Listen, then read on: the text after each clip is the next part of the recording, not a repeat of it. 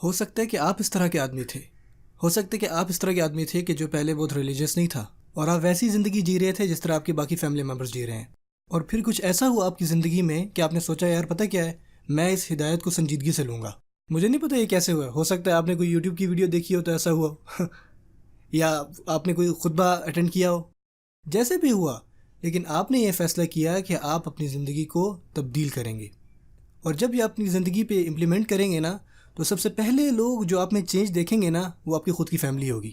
وہ نوٹس کریں گے کہ بھائی آپ پہلے جیسے نہیں رہے، آپ نہ پہلے کی طرح بولتے ہو، نہ آپ پہلے کی طرح بیہیو کرتے ہو، نہ پہلے کی طرح ویسے گھومتے ہو، اور ایون کہ آپ کے تو اب وہ دوست بھی نہیں رہے۔ جب آپ اللہ کے راستے کی طرف آتے ہو نا تو یقیناً آپ اپنے کچھ دوست جو ہے وہ کھو دیتے ہو، کیونکہ آپ کے وہ جو دوست تھے وہ کچھ کافی بری چیزیں کیا کرتے تھے، اور اب آپ کو پتہ لگ گیا تو اب آپ نہیں کریں گے وہ، سو آپ کے فرینڈس جو ہیں وہ آپ کو چھوڑ کے چلے جاتے ہیں۔ ایون آپ کی فیملی بھی کہتی ہے یار تمہارا رویہ عجیب سا ہو رہا ہے۔ کچھ تو کہیں گے کہ یار یہ تمہارے چہرے پہ کیا ہے، تم شیو کرنا بھول گئے ہو کیا گیا تمہیں؟ اور اگر کوئی لڑکی حجاب کرنا شروع کر دیتی ہے تو اس کی فیملی شوق میں ہو جاتی ہے، اور یہ ایک مسلمان فیملی کی میں بات کر رہا ہوں۔ تم شادی پہ اس طرح بن کر جاؤ گی؟ میں نہیں بیٹھوں گا تمہارے ساتھ گاڑی میں، تمہیں کیا لگتا ہے ہم کون ہیں؟ ایک دم تم جو ہے بہت بڑے اسلام کے جو ہے وہ سفیر بن گئے ہو۔ کس نے مرنے سے پہلے تمہیں شیخ بنا دیا ہے کہ اچانک سے ہم تمہیں دیکھیں کہ بہت بڑا عجیب متقی آدمی ہے؟ یاد ہے تم پچھلے سال کس طرح کے تھے؟ یعنی اب اچھا اب تم جا کے نماز پڑھو گے؟ یار پلیز یار، مجھے پتہ ہے یار تم کیسے ہو، ٹھیک ہے نا؟ نہ کہ صرف آپ اپنے دوستوں کو کھوتے ہیں بلکہ آپ کی خود کی فیملی آپ سے اس طرح کا بیہیویئر کرتی ہے کہ آپ وہ برداشت نہیں کر پاتے، اور ہر ٹائم باتیں، ہر ٹائم تنقید، کوئی بھی ان کو چانس ملتا ہے وہ آپ کو باتیں سنائیں گے۔ وہ کچھ نہ کچھ کہیں گے آپ کی داڑھی کے بارے میں، کچھ نہ کچھ کہیں گے آپ کی نماز کے بارے میں، کچھ نہ کچھ کہیں گے آپ کے دینی لیکچرز کو اٹینڈ کرنے کے بارے میں، وہ کچھ نہ کچھ کہیں گے اگر آپ نے اپنے بچوں کو اسلامک اسکول میں داخل کروایا تو، اور اگر وہ آپ کو دیکھ رہے ہیں عشاء کی نماز پر، فجر کی نماز پر جاتے ہوئے تو وہ کچھ نہ کچھ کہیں گے ضرور۔ اور وہ جو باتیں ہیں نا یار سبحان اللہ وہ تکلیف دیتی ہیں، وہ واقعی میں تکلیف دیتی ہیں۔ اور یہ ہوتا ہے ہمارے نوجوان جو یہاں بیٹھے ہوئے ہیں ان کے ساتھ، ان کی فیملی کہتی ہے کہ بھائی تم یہ نہ کرو، مسجد میں مت جاؤ، تم اپنا وقت ضائع مت کرو۔ یقین مانی میں ایسی کہانیاں بھی جانتا ہوں جہاں پہ فادر کو پتہ لگتا ہے کہ اس کا بچہ جو ہے وہ کلاس کے دوران جو ہے نماز پڑھنے جا رہا ہے، کیونکہ اس کی جو کلاسز ہیں وہ 2-3 گھنٹوں کی ہیں، اور کلاس کے درمیان وہ ظہر پڑھنے کے لیے مسجد میں جاتا ہے اور وہاں بیٹھ کے پڑھتا ہے بجائے لائبریری کے، کیونکہ لائبریری میں بہت سارا فتنہ ہے۔ تو زیادہ بہتر نہیں کہ بندہ نماز پڑھے اور وہیں پہ بیٹھ کے جو ہے تھوڑا سا پڑھ لے۔ وہ باپ کو پتہ لگ گیا بیٹا تم انتہا پسند ہوتے جا رہے ہو، اور انتہا پسندی کیا ہے فادر کے ذہن میں؟ کہ بیٹا جو ہے وہ ظہر کی نماز مسجد میں پڑھنے جا رہا ہے۔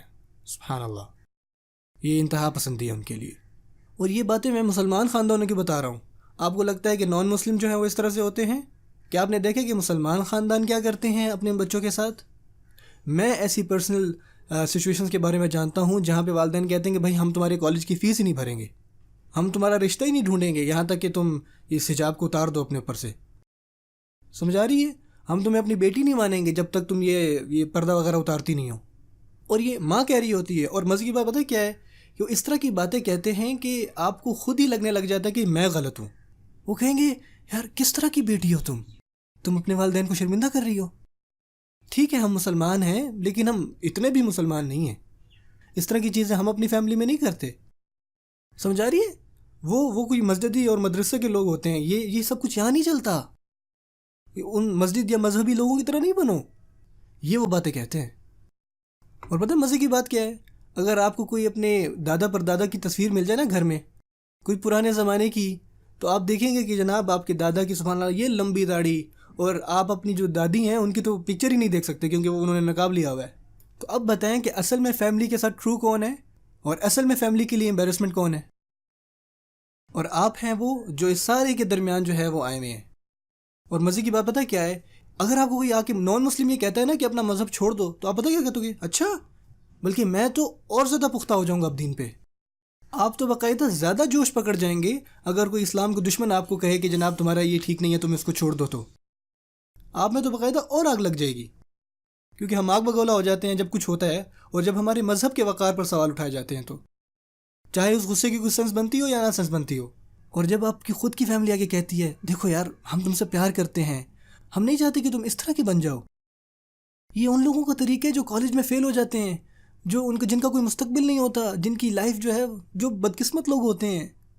پتہ ہے کیا، تمہیں کوئی پٹیاں پڑھا رہا ہے، تمہیں چاہیے کہ تم اس کی صحبت سے باہر نکلو، تو اصل میں وہ ہیں جو آپ کو دور کر رہے ہیں، تو آپ اس سے کیسے ڈیل کریں گے؟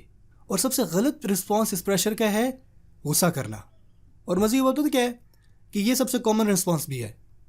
آپ کے والد آپ کو آپ کی داڑھی کے اوپر کچھ کہنا شروع کر دیتے ہیں، اور آپ ماشاءاللہ نوجوان خون ہیں، تو آپ آگے سے کہتے ہیں اچھا یہ سنت ہے، آپ ثقافت کی پیروی کر رہے ہیں، میں سنت کی پیروی کر رہا ہوں، آپ نہیں مجھے بتائیں گے کہ مجھے کیا کرنا چاہیے، اور آپ دروازہ ان کے منہ پہ مار دیتے ہیں. نہیں، ایسا تو نہیں کرنا چاہیے. اللہ تعالیٰ یہ تو نہیں کہتے کہ آپ اپنے پیرنٹس کے ساتھ اس طرح سے بات کریں. یہ تو صرف آپ کی داڑھی کے بارے میں کہہ رہے ہیں. ابراہیم علیہ السلام کے والد نے ان کو کیا کہا تھا؟ جا کر بتوں کو سجدہ کرو بیٹا. تو کیا ابراہیم علیہ السلام نے اپنا تحمل چھوڑا تھا؟ کیا ابراہیم علیہ السلام غصے ہوئے تھے؟ ہمیں سیکھنا چاہیے کہ ہم اپنے پیرنٹس کے ساتھ کیسا برتاؤ کریں، چاہے وہ مسلمان ہیں یا نہیں مسلمان. وَإِن جَاهَدَاكَ عَلَىٰ أَن تُشْرِكَ بِي مَا لَيْسَ لَكَ بِهِ عِلْمٌ فَلَا تُطِعْهُمَا وَصَاحِبْهُمَا فِي الدُّنْيَا مَعْرُوفًا. اللہ سبحانہ تعالیٰ کہتے ہیں اور اگر وہ تجھ پر اس بات کا زور ڈالیں کہ میرے ساتھ اس کو شریک بناؤ جس کو تم نہیں جانتے، تو ان کا کہنا نہ مانو، اور دنیا میں ان کے ساتھ نیکی سے پیش آؤ. ان کا کہنا ماننا الگ چیز ہے، ان کا احترام کرنا الگ چیز ہے.